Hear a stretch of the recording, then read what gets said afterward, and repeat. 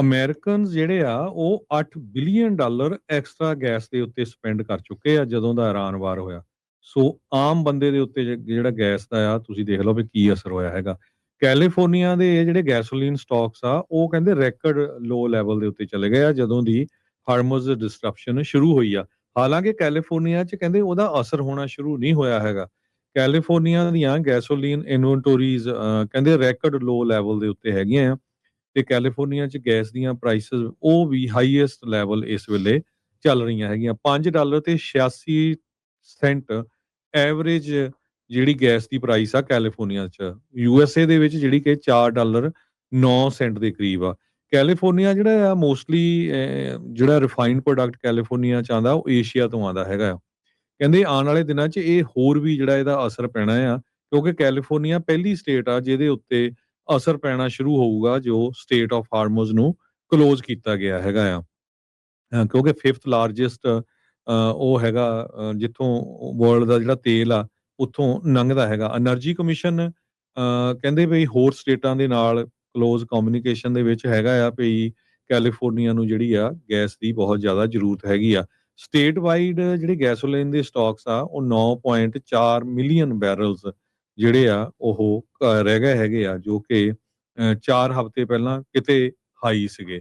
ਕਹਿੰਦੇ ਵੀ 2005 ਦੇ ਵਿੱਚ ਇੰਨਾ ਜਿਹੜਾ ਅਮਾਉਂਟ ਸੀਗਾ ਸੇਵਡ ਕੈਲੀਫੋਰਨੀਆ ਕੋ ਇੰਨੇ ਸਾਲਾਂ ਬਾਅਦ 21 ਸਾਲਾਂ ਬਾਅਦ ਇਹ ਜਿਹੜੀ ਸਿਚੁਏਸ਼ਨ ਬਣੀ ਹੈਗੀ ਆ। 26% ਗੈਸ ਦੀਆਂ ਪ੍ਰਾਈਸਿਸ ਚੜ ਗਈਆਂ ਆ ਜਦੋਂ ਤੋਂ ਇਰਾਨ ਦੀ ਜੰਗ ਲੱਗੀ ਹੋਈ ਹੈਗੀ ਆ। ਇਨਵੈਂਟੋਰੀ ਜਿਹੜੀ ਆ ਪੂਰੀ ਤਰ੍ਹਾਂ ਘਟੀ ਹੋਈ ਹੈਗੀ ਆ। ਸੋ ਕੈਲੀਫੋਰਨੀਆ ਦੇ ਵਿੱਚ ਆਉਣ ਵਾਲੇ ਦਿਨਾਂ 'ਚ ਇਹਦਾ ਜਿਹੜਾ ਹੋਰ ਬੁਰਾ ਅਸਰ ਤੁਸੀਂ ਆਮ ਦੇਖੋਗੇ। ਜੀ।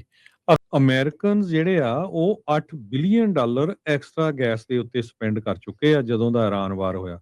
ਸੋ ਆਮ ਬੰਦੇ ਦੇ ਉੱਤੇ ਜਿਹੜਾ ਗੈਸ ਦਾ ਆ ਤੁਸੀਂ ਦੇਖ ਲਓ ਵੀ ਕੀ ਅਸਰ ਹੋਇਆ ਹੈਗਾ। ਕੈਲੀਫੋਰਨੀਆ ਦੇ ਇਹ ਜਿਹੜੇ ਗੈਸੋਲੀਨ ਸਟਾਕਸ ਆ ਉਹ ਕਹਿੰਦੇ ਰੈਕੋਰਡ ਲੋ ਲੈਵਲ ਦੇ ਉੱਤੇ ਚਲੇ ਗਏ ਆ ਜਦੋਂ ਦੀ ਹਾਰਮੋਜ਼ ਡਿਸਟਰਪਸ਼ਨ ਸ਼ੁਰੂ ਹੋਈ ਆ। ਹਾਲਾਂਕਿ ਕੈਲੀਫੋਰਨੀਆ 'ਚ ਕਹਿੰਦੇ ਉਹਦਾ ਅਸਰ ਹੋਣਾ ਸ਼ੁਰੂ ਨਹੀਂ ਹੋਇਆ ਹੈਗਾ। ਕੈਲੀਫੋਰਨੀਆ ਦੀਆਂ ਗੈਸੋਲੀਨ ਇਨਵੈਂਟੋਰੀਜ਼ ਕਹਿੰਦੇ ਰੈਕੋਰਡ ਲੋ ਲੈਵਲ ਦੇ ਉੱਤੇ ਹੈਗੀਆਂ ਆ। ਤੇ ਕੈਲੀਫੋਰਨੀਆ 'ਚ ਗੈਸ ਦੀਆਂ ਪ੍ਰਾਈਸਿਸ ਉਹ ਵੀ ਹਾਈਐਸਟ ਲੈਵਲ ਇਸ ਵੇਲੇ ਚੱਲ ਰਹੀਆਂ ਹੈਗੀਆਂ। $5 ਤੇ 86 ਸੈਂਟ ਐਵਰੇਜ ਜਿਹੜੀ ਗੈਸ ਦੀ ਪ੍ਰਾਈਸ ਆ ਕੈਲੀਫੋਰਨੀਆ 'ਚ। ਯੂਐਸਏ ਦੇ ਵਿੱਚ ਜਿਹੜੀ ਕਿ $4 9 ਸੈਂਟ ਦੇ ਕਰੀਬ ਆ। ਕੈਲੀਫੋਰਨੀਆ ਜਿਹੜਾ ਆ ਮੋਸਟਲੀ ਜਿਹੜਾ ਰਿਫਾਈਨਡ ਪ੍ਰੋਡਕਟ ਕੈਲੀਫੋਰਨੀਆ 'ਚ ਆਉਂਦਾ ਉਹ ਏਸ਼ੀਆ ਤੋਂ ਆਉਂਦਾ ਹੈਗਾ ਆ। ਕਹਿੰਦੇ ਆਉਣ ਵਾਲੇ ਦਿਨਾਂ 'ਚ ਇਹ ਹੋਰ ਵੀ ਜਿਹੜਾ ਇਹਦਾ ਅਸਰ ਪੈਣਾ ਆ ਕਿਉਂਕਿ ਕੈਲੀਫੋਰਨੀਆ ਪਹਿਲੀ ਸਟੇਟ ਆ ਜਿਹਦੇ ਉੱਤੇ ਅਸਰ ਪੈਣਾ ਸ਼ੁਰੂ ਹੋਊਗਾ ਜੋ ਸਟੇਟ ਆਫ ਹਾਰਮੋਜ਼ ਨੂੰ ਕਲੋਜ਼ ਕੀਤਾ ਗਿਆ ਹੈਗਾ ਆ। ਕਿਉਂਕਿ 5th ਲਾਰਜੈਸਟ ਉਹ ਹੈਗਾ ਜਿੱਥੋਂ ਵਰਲਡ ਦਾ ਜਿਹੜਾ ਤੇਲ ਆ ਉੱਥੋਂ ਲੰਘਦਾ ਹੈਗਾ। એનર્ਜੀ ਕਮਿਸ਼ਨ ਕਹਿੰਦੇ ਵੀ ਹੋਰ ਸਟੇਟਾਂ ਦੇ ਨਾਲ ਕਲੋਜ਼ ਕਮਿਊਨੀਕੇਸ਼ਨ ਦੇ ਵਿੱਚ ਹੈਗਾ ਆ ਵੀ ਕੈਲੀਫੋਰਨੀਆ ਨੂੰ ਜਿਹੜੀ ਆ ਗੈਸ ਦੀ ਬਹੁਤ ਜ਼ਿਆਦਾ ਜ਼ਰੂਰਤ ਹੈਗੀ ਆ। ਸਟੇਟ ਵਾਈਡ ਜਿਹੜੇ ਗੈਸੋਲੀਨ ਦੇ ਸਟਾਕਸ ਆ ਉਹ 9.4 ਮਿਲੀਅਨ ਬੈਰਲਸ ਜਿਹੜੇ ਆ ਉਹ ਰਹਿ ਗਏ ਹੈਗੇ ਆ ਜੋ ਕਿ 4 ਹਫ਼ਤੇ ਪਹਿਲਾਂ ਕਿਤੇ ਹਾਈ ਸੀਗੇ। ਕਹਿੰਦੇ ਵੀ 2005 ਦੇ ਵਿੱਚ ਇੰਨਾ ਜਿਹੜਾ ਅਮਾਉਂਟ ਸੀਗਾ ਸੇਵਡ ਕੈਲੀਫੋਰਨੀਆ ਕੋ ਇੰਨੇ ਸਾਲਾਂ ਬਾਅਦ 21 ਸਾਲਾਂ ਬਾਅਦ ਇਹ ਜਿਹੜੀ ਸਿਚੁਏਸ਼ਨ ਬਣੀ ਹੈਗੀ ਆ। 26% ਗੈਸ ਦੀਆਂ ਪ੍ਰਾਈਸਿਸ ਚੜ ਗਈਆਂ ਆ ਜਦੋਂ ਤੋਂ ਇਰਾਨ ਦੀ ਜੰਗ ਲੱਗੀ ਹੋਈ ਹੈਗੀ ਆ। ਇਨਵੈਂਟੋਰੀ ਜਿਹੜੀ ਆ ਪੂਰੀ ਤਰ੍ਹਾਂ ਘਟੀ ਹੋਈ ਹੈਗੀ ਆ। ਸੋ ਕੈਲੀਫੋਰਨੀਆ ਦੇ ਵਿੱਚ ਆਉਣ ਵਾਲੇ ਦਿਨਾਂ 'ਚ ਇਹਦਾ ਜਿਹੜਾ ਹੋਰ ਬੁਰਾ ਅਸਰ ਤੁਸੀਂ ਆਮ ਦੇਖੋਗੇ। ਜੀ।